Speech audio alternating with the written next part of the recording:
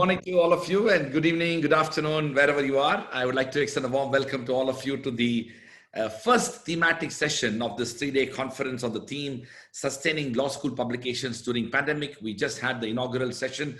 The inaugural address delivered by the Honorable Union Law Minister, Mr. Ravi Shankar Prasad of the Government of India.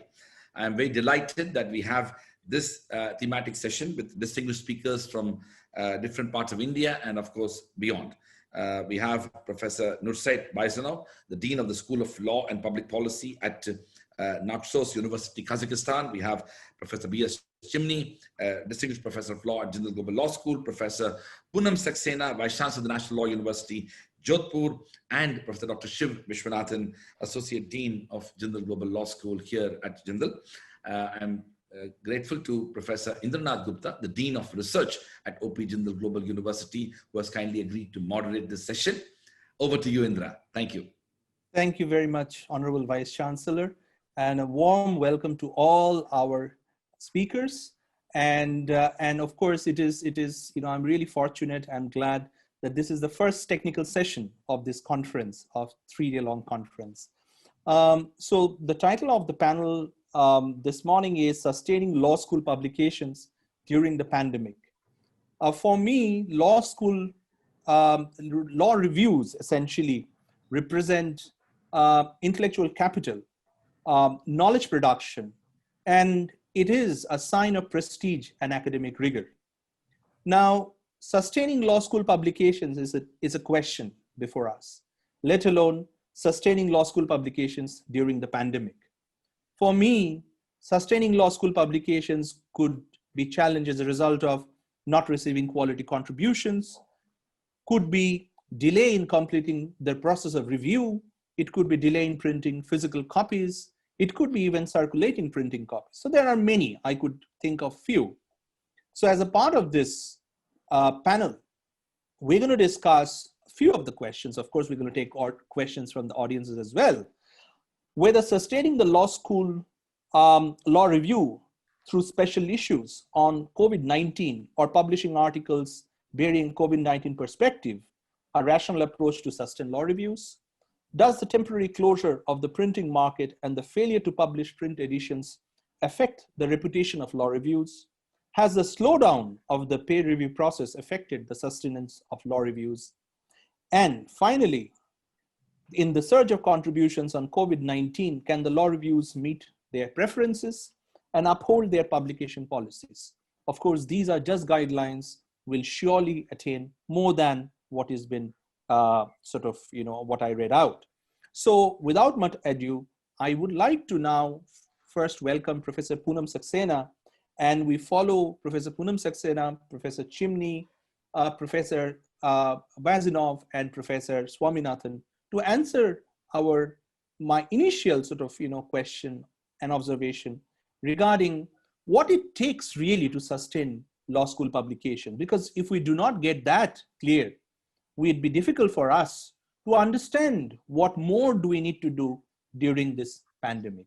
So if I may request Professor Poonam Saxena to start with her observations as to what it takes to sustain law school publications. Thank you very much. Professor Saxena. And thank you so much, though it's always a difficult task to be the first speaker and then, start the discussion. My observations will be with respect to, the general scenario and then NLU Jodhpur scenario, what we are doing and what we are experiencing here. The first observation is that every law school has a particular reputation. And the law journals that are published by the law school, they also have a reputation.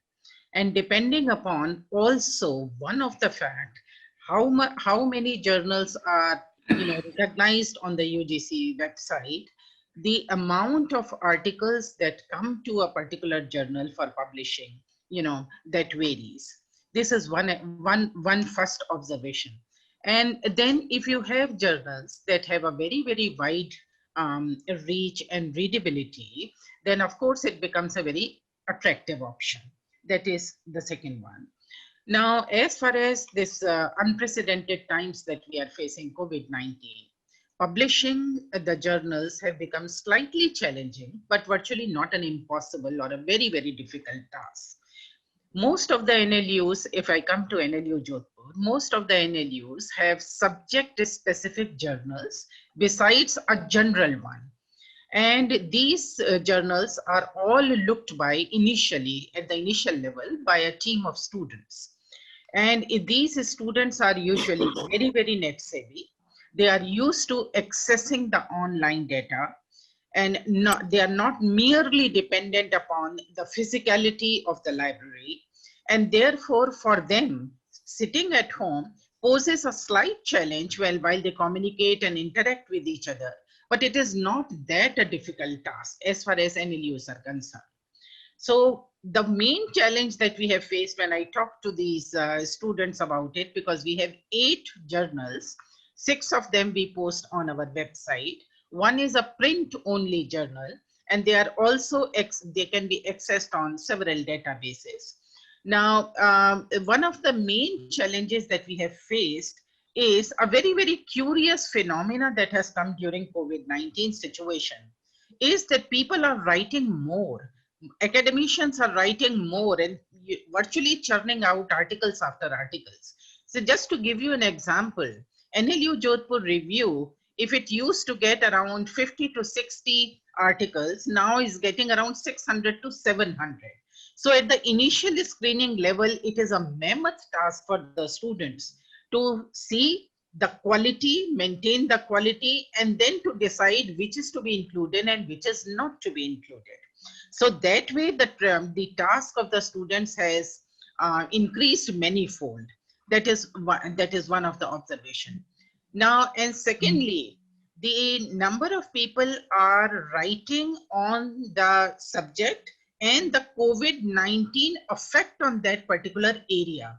That, as far as the the substantive content of the articles is there, now more and more people are writing on COVID-19 centric articles. These are my observations. The rest will, of course, the finances and other things, they are always a challenge. As far as that particular university is concerned, it doesn't really depend upon the government or the state or the UGC grant. So we have to take out a specific budget, and then we have to see that all our publications are printed within that particular budget. That also becomes a challenge because we had to reduce the fees of the students by 25%. That is it. These are my initial observations. Thank you. Thank you very much, Professor Saxena. If I may now request Professor Chimni's comments. Thank you.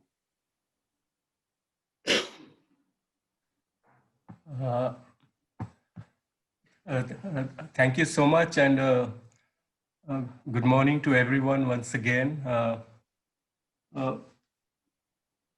So I want to begin by my observations by saying that even prior to the pandemic, I think law journals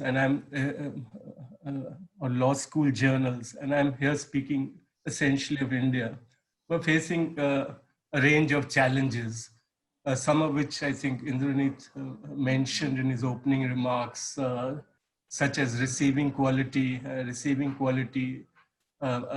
manuscripts, having effective peer review of these journals, etc.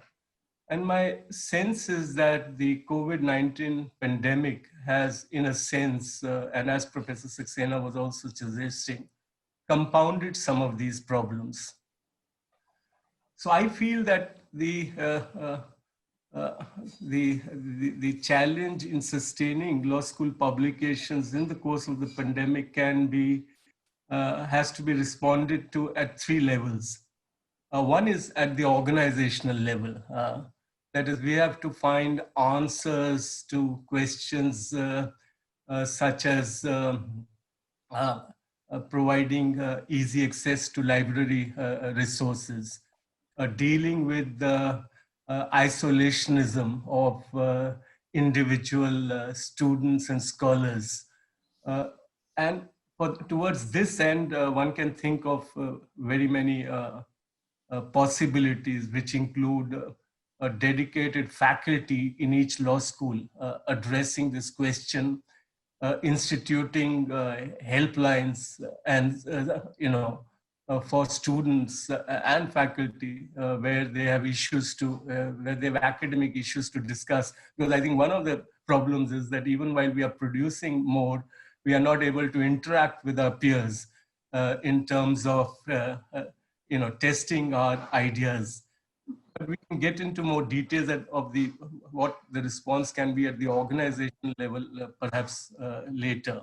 The second level at which we need to be able to respond is at what one can suggest is at the academic and intellectual level. And here again, we have to think of innovative and imaginative responses. To just give you an example, so I think Jindal Law School has been at the forefront of organizing webinars, several often in a day. So one possibility is to not just transcribe, but to actually be able to summarize some of these discussions, as some of the digital media is doing. For example, if you look at the print news or the wire news, they do both. They have a digital interview, and then they follow it up by a brief a summary of the discussion, because that would allow a sense of participation of those who are involved in knowledge production. So that would be at the second level. And again, we can think of a range of possibilities that we could come back to later. A third level of response is at the level of those who are in a sense, for lack of a better phrase, vulnerable groups. So for example, gender level issues or even class level issues need to be addressed. And there's on the net, there's a widespread discussion over how the pandemic has posed certain problems, especially to women academics, to women students. And then finally, there is the question, which is, I think, like I said, is a challenge which has been with the law school journals for a very long time. That is peer review. So peer review in times of pandemic, as it were. And we haven't still been able to discuss the question, do we need to be more flexible? Do we need to be more rigorous? As Professor Saxena was suggesting, the number of manuscripts that are being received have suddenly increased. So how do we deal with this? On one hand, we would like it to be, a more rigorous review, a more rigorous review to take place. On the other hand, we need to be encouraging of, those who have using this time to produce articles, commentary, etc., etc. So I feel that we need to disaggregate the problem at the level of organizational support, at the level of intellectual academic innovation, at the level of addressing these particular issues of vulnerable groups, and finally, the nuts and bolts of producing a good journal, which to my mind principally revolves around the quality of peer review, but whether that needs to be made more flexible in times of the pandemic. So I would just flag these four among other issues. The only other thing I would say is that, of course, is that we need to differentiate between law school publications, other social science publication, at least a clear distinction within science publications. So you'll again see a big debate around the kind of publications undertaken by Lancet or Nature in response to the pandemic, but that's a separate ballgame. But I would flag these four basic issues for discussion. Thank you. Thank you so very much, Professor Chimni. And now, if I may welcome Professor Baizhanov to share his thoughts as opening remarks about what generally sort of, what do we need to handle to sustain law school publications, let alone, what is happening right now as we are sort of, having this pandemic and sort of fighting out. Welcome, Professor Baizhanov. Good morning, dear friends, dear colleagues, dear participants. It's great pleasure to participate in such conference. First of all, I want to say warm greetings to the organizers of this conference. They give us good opportunity to discuss the contemporary problems, actual problems that we need to handle. First of all, great thanks for the organizers. Second, I want to honestly, I'm a little bit surprised. This is the first topic of the session, because actually we had much more bitter problem during pandemic. But for us, for our school, there are no great problems. I mean problems with the publications.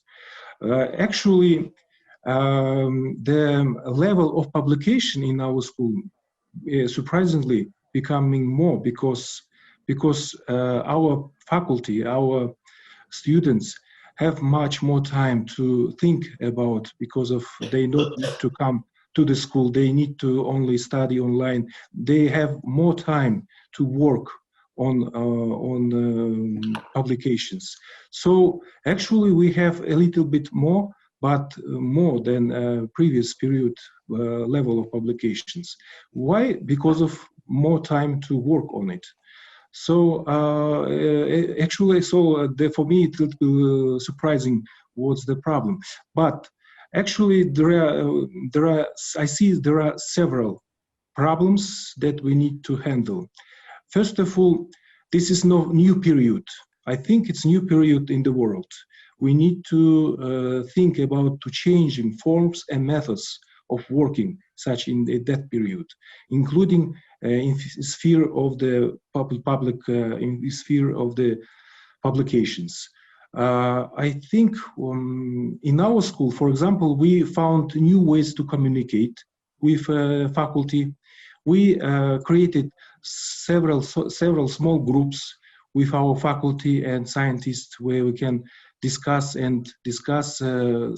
contemporary problem in field of the law. And we have also a public policy department in our school. So we are discussing on such contemporary problems. And we created such small groups where we can discuss with the problems and exchange opinions. Online communication technology, it's a great opportunity to do so quick and conveniently for everyone who participating, who want to write, who want to write their publications. So we created such groups and we are discussing. But actually, now I am observing there are two problems. It's not connecting with the publications straight, but I think there is another problems connecting with the psychology problems and problems with physical problems, because people need to be in home. So there is also physical problems. But in field of the productivity of publications, in our school there is, as I said, there is no problems that we need to handle. So actually, another form or new method we need to how can we be accustomed for the new environment, as we can say such. This is we call small conferences between students and faculty, and creating such dispute groups and discussing between our faculty and students how can we handle contemporary problems with COVID-19, for example. This is, as I said, my previous speaker, this is one of the actual problems in our school. Now, for example, in our school, we are creating new department of medical law. This is a new direction in field of the law in our country. So we are pioneers in that field, but we are creating such a center in field of the medical law.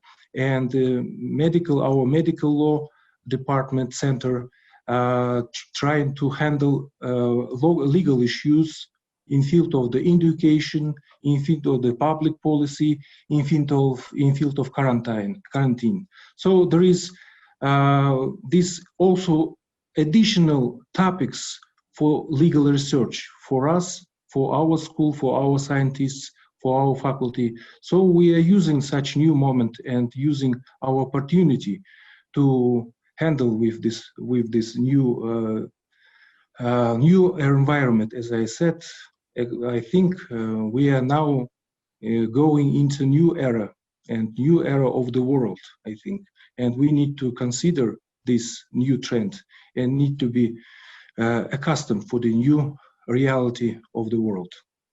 Thank you. Thank you, Professor Baizhanov, for those comments. If I may now request Professor Swaminathan to share his initial thoughts. Yes, thank you very much, Professor Gupta. So I think that the way you put it is a very helpful way to frame the issue. And I think that the past few months have really challenged this, our set ways of going on, and they have forced us to reevaluate many of these things. Now, I think that there are two axes along which these issues may be understood. The first axis is that which pertains to knowledge creation. And the second axis is that which pertains to the running of these journals and these publications. The panelists, the eminent panelists here have already covered a lot of ground, and so I will not repeat the same points. But just to add to some of what has already been touched upon earlier. So on the first axis of knowledge creation, Professor Chimni very helpfully unpacked the various issues involved in the process. And there is just one thing that I would like to add to that, in a sense, by way of chiming in. Is that these past months have actually shown us how much not just teaching but also research is actually an embodied activity, and how much it also depends on the spaces and and the physicality, of being able to go to the library and meeting your peers, having this exchange, going for conferences, being able to exchange your views. And I think that there is this huge element of embodied research, which has, the embodied element of research has certainly come to the fore. And I think that that has been one of the challenges for knowledge creation. Now, when it comes to the running of the journals itself, I think that there are three sets of issues over here, and I'm sure that we have already briefly touched upon these, and I'm sure that we will have the chance to come back to these again. And those three issues, I think, are: one is the internal structure of the running of the journal, on how robust are the internal structures and the composition of the editorial team of the journal. The second is, and I think that this pertains especially to some of the journals that are produced under, by publication houses. And there I think that one of the questions that does actually come up, and these last few months have made us actually assess that, is the system of financial incentives that underlies the structure of how publication takes place. And the third is the production process itself. And it was quite interesting to see how students, I mean, the part played by students here. This is not something that is new for law reviews, though it still remains fairly uncommon in many other social sciences and in sciences more widely. So these are just 2 or 3 of the issues that I think will require closer examination, and I'm sure that we will have the chance to go into these. Thanks. Thank you, Professor Swaminathan. We always have been told, and we tell, sort of our peers and other colleagues, that writing more is always a good thing, right? You have to write and write and write. It only improves your writing skills, your thinking ability, and so on and so forth. Knowledge creation, we've been using these terms. Now, the situation is now, as esteemed panelists were talking about, that more publications are coming in, right? More and more publications are coming, and probably, as Professor Baizhanov was saying, that they are having more time, which is a good thing to write more. Now, I have 2 questions, in relation to writing more. What kind of structure, given that the structure that we have before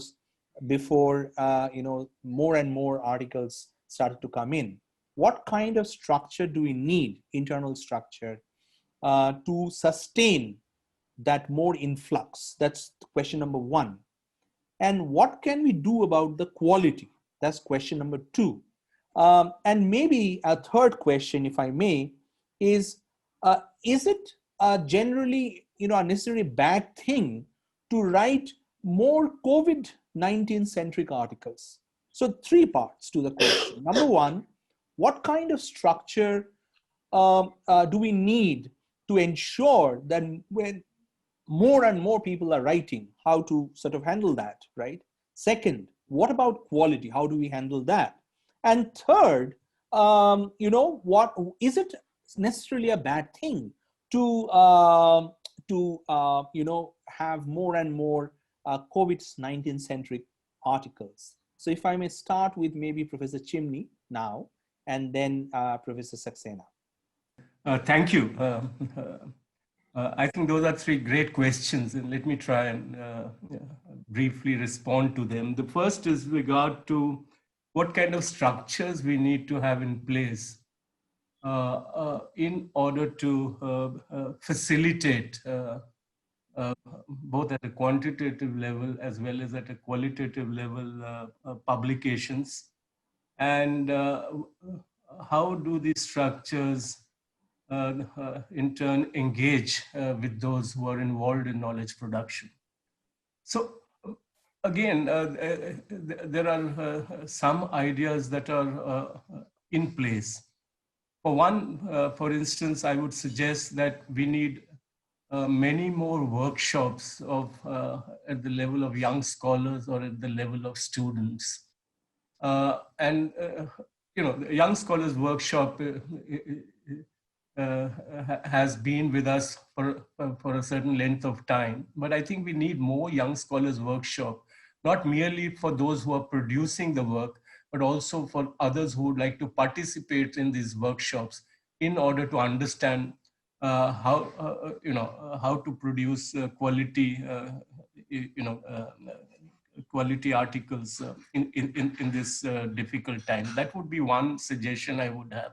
I myself participated 2 days ago in the workshop organized by the European Journal of International Law and I saw how productive it was in terms of responding to the concerns of those who had submitted their papers for review.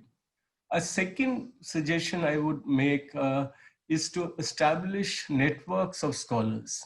I think isolation is one of the key problems here. We all are aware that while we have time now, we have less interaction with our peers.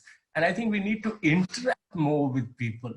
And so we need to establish at the organizational level networks of students, of faculty, uh, of as many law schools that we can manage. So each law school can have a network of some law schools and have both informal fora as well as formal fora for participating in the development of ideas. A third thing that we could do was to introduce new modes, which I think has already been done by at Jindal, some kind of online publication blogs, which allow people, so while people are producing, they're producing different kind in different forms. So some are writing brief blogs, others are writing lengthy articles. And so we need space for all of these. Some are writing, occupying the middle ground. And so we need to be able to offer to our students and faculty space for these publications. So that's, and I already mentioned earlier, I think a library helpline would really would work wonders. I know people have offline access to library resources, but we are assuming everybody can use those resources as effectively as the rest of us. And I think if there is a helpline which allows the library to respond to some of the concerns. So these are some of the pragmatic measures that we can take. Now, insofar as improving quality is concerned, I think these same measures would help improve quality as well. Because, for example, if you have workshops or if you have network connections where students and faculty read each other's work and comment on that by taking that exercise seriously, you will see that you will be able to contribute to the improvement of the quality of the manuscripts you are receiving.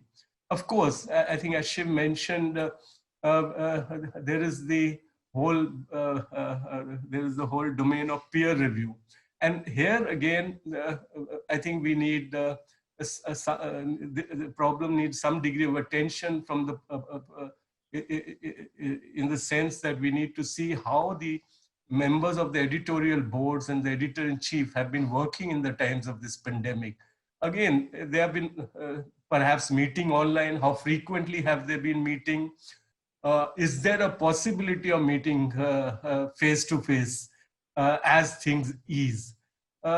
So that's another question that we need to address. How are the editorial boards functioning in these difficult times?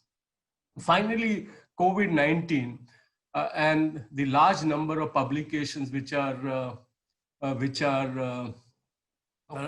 revolve around the COVID-19 experience or the experience of our society and the response to the pandemic. I think it's very natural because this is like a once in a century event, the pandemic, and I hope so at least. And it's very natural for people to respond because the pandemic is impacting all aspects of our life, both domestic and international life. So it is affecting the structures, processes, practices at both the domestic and global levels. So in a sense, the global order itself is being reconstituted, is being restructured, or however you wish to put it, by the pandemic. So I can understand. Only thing we can do is, again, at the organization level, help flag some themes which may require more attention. So there are so many themes that are covered by this rubric of COVID-19. Some get addressed more and some get addressed less. So if there is, for example, a dedicated group of faculty which can identify, especially for our students, the different areas that are crying out for attention. For example, there is such a lot of attention in engagement in law schools of students with intellectual property rights. Yet I have not seen many writings on the relationship between the pandemic, vaccine nationalism, and intellectual property rights. And I think here's one example where we require imaginative intervention. And at the level of the state, India has already submitted a proposal for waiver to the WTO, but we haven't had sufficient attention. So I would say that we need to, in some way, facilitate by identifying those areas related to COVID-19 or the pandemic and its impact, which have not been which have not received sufficient, whether it be at the level of arts or aesthetics, architecture, for example. Again, I have not seen many writings on architecture and the pandemic, because the pandemic has shown you how much the division of space itself, not only at the urban space as a whole, but also the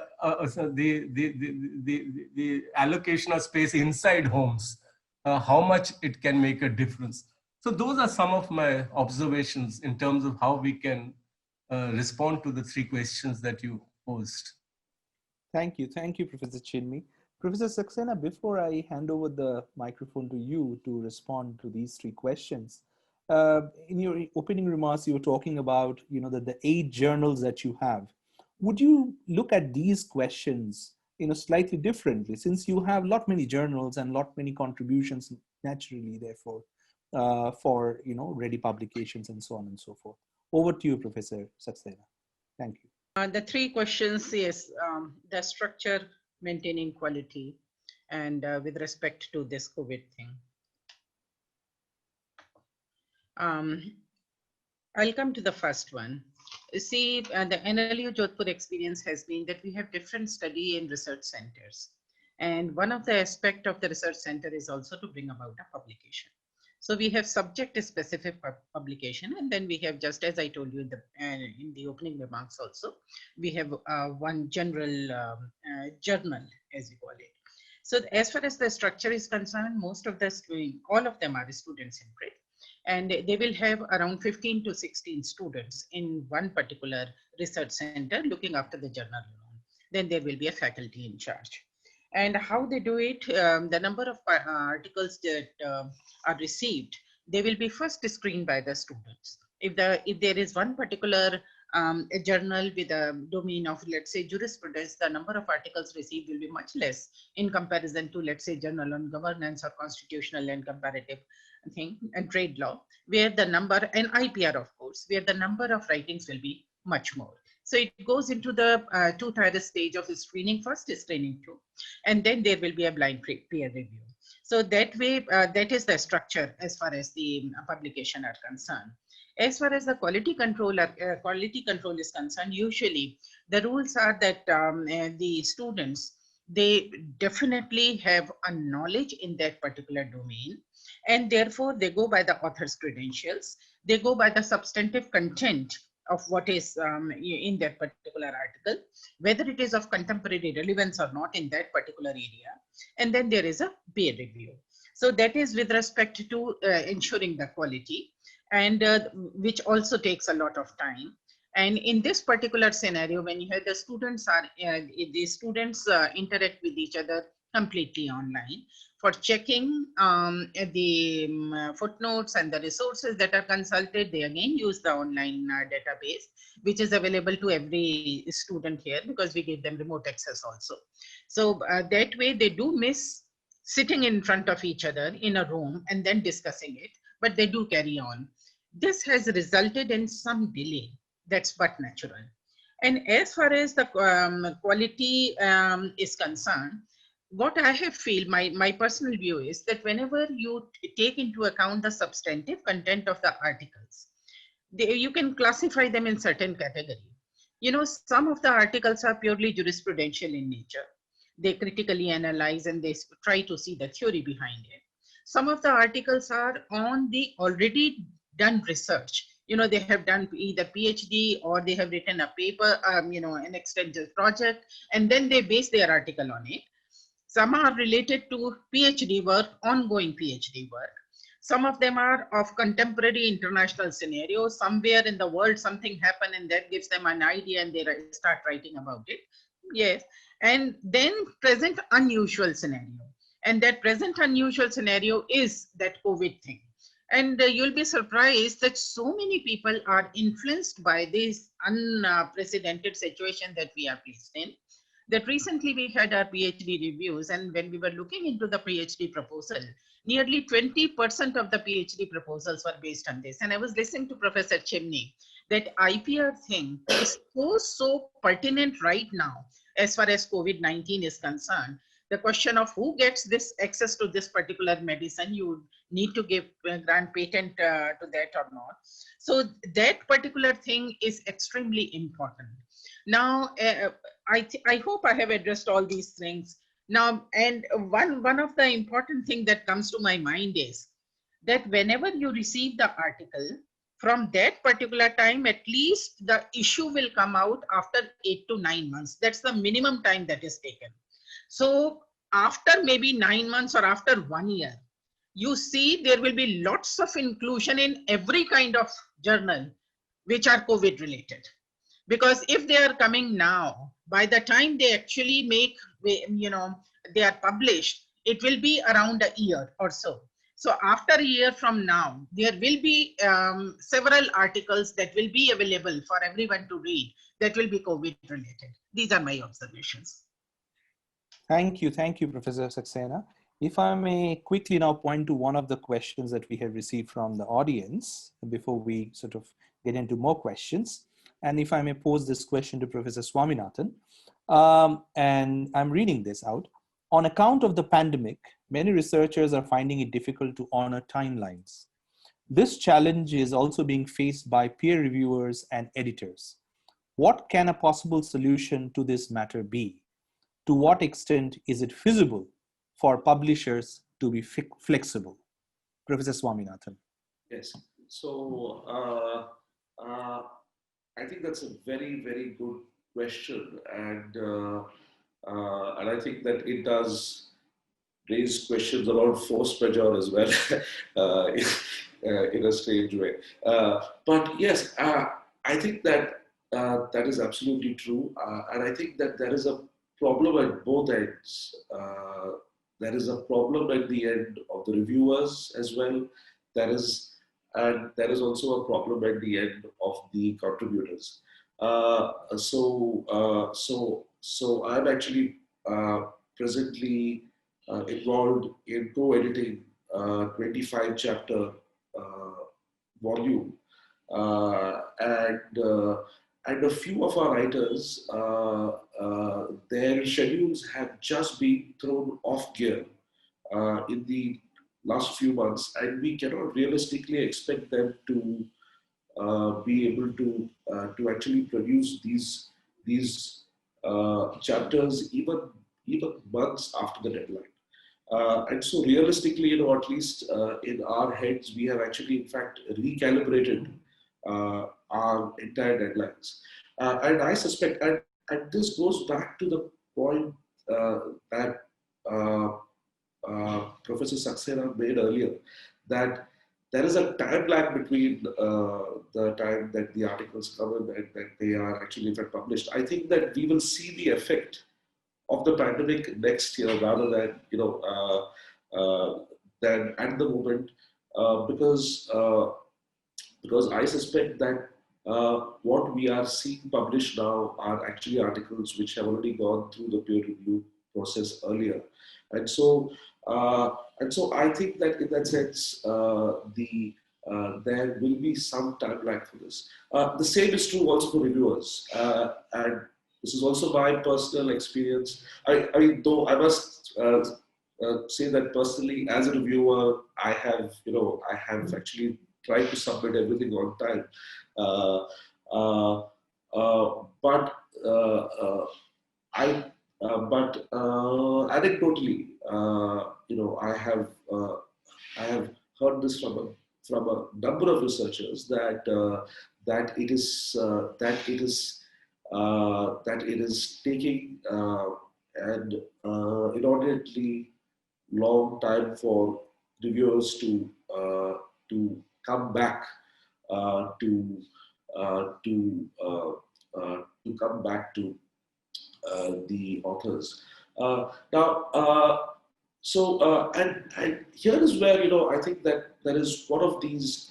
That there was an important question raised by Professor Chimni earlier about does this call for reimagination of this process in these months, and can it be done without actually compromising on the rigor? For instance, one of the things that we could consider is, for example, in places where one would ask for maybe 3 or 4 reviewers, should we be okay with, say, 1 or 2 rather than 3 or 4? So I think that these are some of the questions, and I'm sure that even publishers are actually acutely mindful of these challenges. And so I think that we will see the full effects of this only in the next few months. Thank you, Professor Swaminathan. If I may now move to Professor Baizhanov. And as you know, sir, there's been always a debate over age-old question about open access and articles and contributions behind paywalls. So my question to you would be, several publishing houses and universities, as a matter of social commitment, made their articles open access at the start of the pandemic. Although many once again have put it in place of paywalls or institutional subscription requirements. What does this trend inform about the policy positions of law reviews? Over to you, sir. Thank you very much. Very good question, actually. Actually, in regard of our school, we are creating forums. We're creating forums for any participants within our faculty and our staff of the university. And also within this forum, we actually give opportunity to everybody to check, to see the drafts of the publications, and our teachers, our faculty can exchange opinions, and also exchange opinions and make some reviews as to publications and the drafts. So actually, pandemic makes easier to communicate.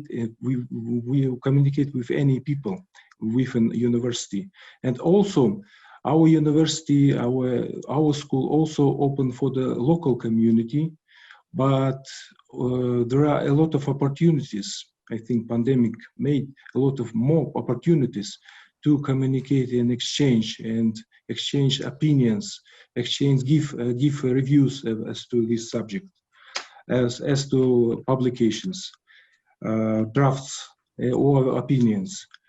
Also, I need to say a little bit, for me, it's a little bit, I want to say additional things, what I want to say.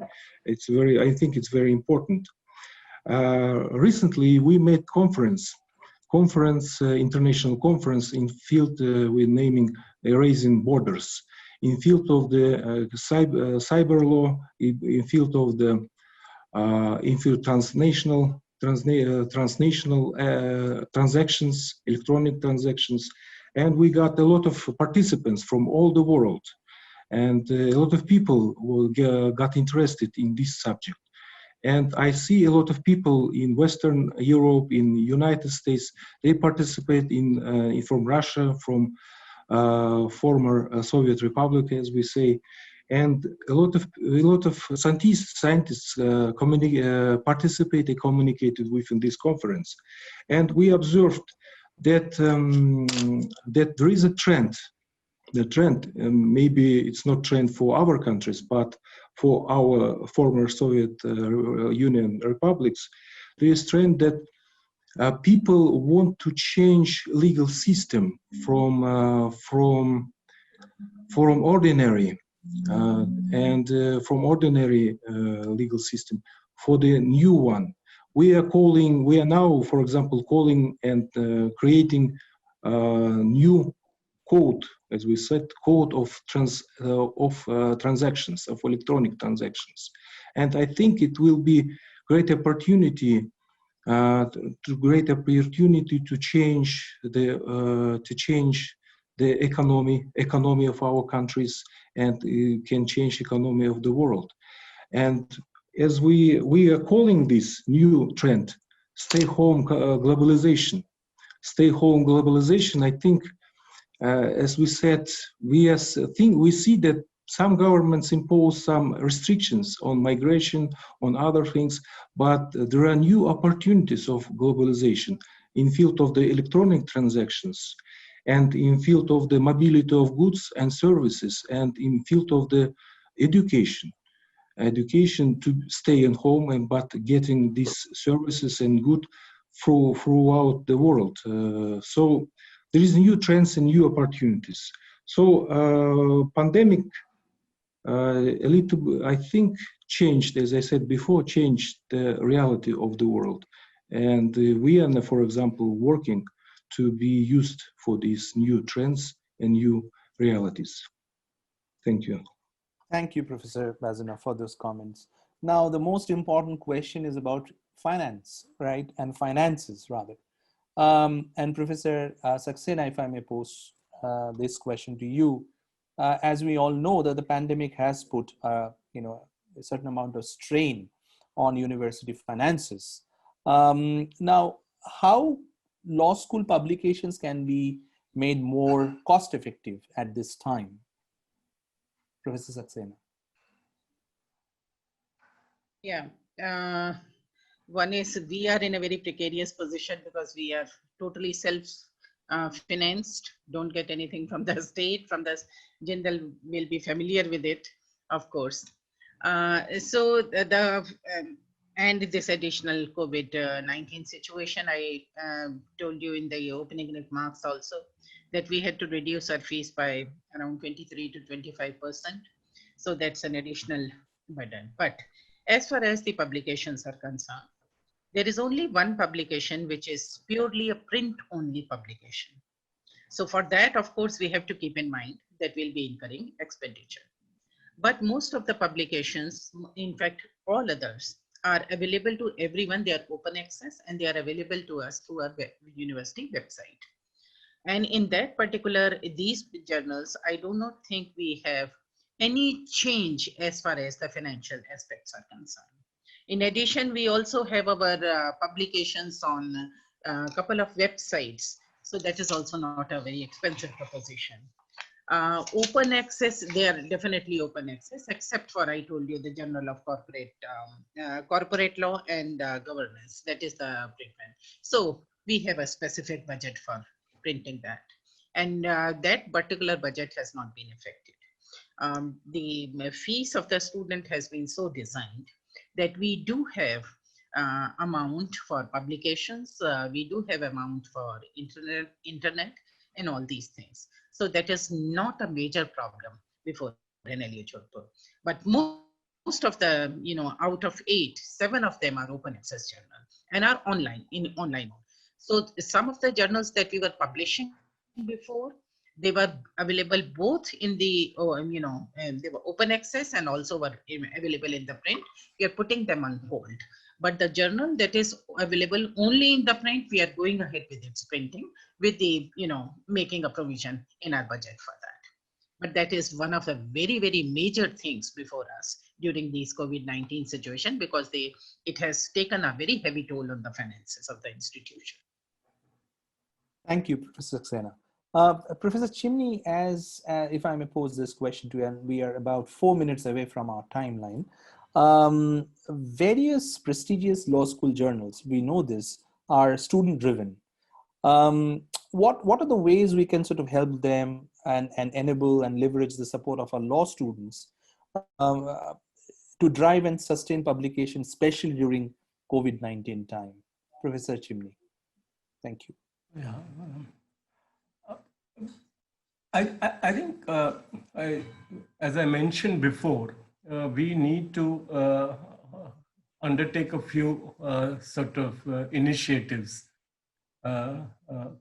And among them, I said increasing young scholar workshops, student workshops, facilitating access to library resources,